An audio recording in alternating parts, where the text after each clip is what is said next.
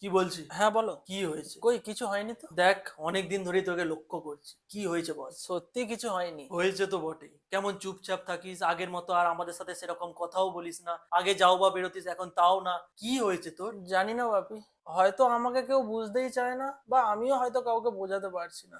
ভিতর থেকে পুরো একা হয়ে গেছি বাপি।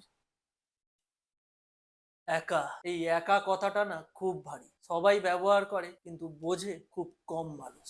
সবাই বলে সব ঠিক হয়ে যাবে, কিন্তু কবে কিভাবে সেটা কেউ বলে না বাপি। দিনের পর দিন চেষ্টা করি, কিন্তু ফলটা যেন আমার দিকে আসেই না। ফল না এলে চেষ্টা কি মিথ্যে হয়ে যায়? আমার তো মনে হয় না। তোমরা হয়তো ভাবো আমি লেজি হয়ে গেছি, কিছু করছি না, কিন্তু আমি রোজ নিজের সাথে লড়ছি বাপি। রোজ ভাবছি আমি কি সত্যি কিছু করতে পারবো, নাকি শুধু চেষ্টাই করে যাবো আর একদিন ক্লান্ত হয়ে থেমে যাবো। শোন, এই লড়াইটা না বাইরে থেকে দেখা যায় না। যে লড়াইটা চুপচাপ হয় সেটাই সবচেয়ে কষ্টের। সবাই এগিয়ে যাচ্ছে বাপি, বন্ধুরা, পরিচিতরা, আর আমি একই জায়গায় দাঁড়িয়ে। নিজেকে খুব ব্যর্থ লাগে গো। ব্যর্থ? যে মানুষটা এখনো চেষ্টাই ছাড়িনি সে কিভাবে ব্যর্থ হয় বলতো? তুই জানিস আমি তোর বয়সে কতবার ভেঙেছি, কতবার মনে হয়েছে না আর পারছি না, তখন কেউ এসে আমায় জিজ্ঞাসা করেনি যে ভেতরে কি চলছে। আজ আমি তোকে জিজ্ঞাসা করছি কারণ তুই আমার ছেলে। তুই একা হলে আমি সবার আগে একা হব। আমি শুধু চাই একবার কেউ বলুক তুই পারবি, শুধু কথার জন্য না, মন থেকে। তুই পারবি কারণ তুই হাল ছাড়িসনি, আর হাল না ছাড়াই আসল শক্তি। আর যদি না পারি? তাহলে আবার শুরু করবি,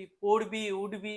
আমি তোর পাশে সবসময় থাকবো, যখনই দরকার তখনই। আজ অনেক দিন পর নিজেকে একটু হালকা লাগছে গো। এবার থেকে যখনই তোর মনটা ভারী লাগবে তখনই আমাকে বলবি, এভাবে চুপ করে থাকবি না। সব উত্তর হয়তো আমার কাছেও নেই, কিন্তু সব সময় তোর পাশে তো আমি থাকতে পারি। হ্যাঁ, এটুকুই অনেক।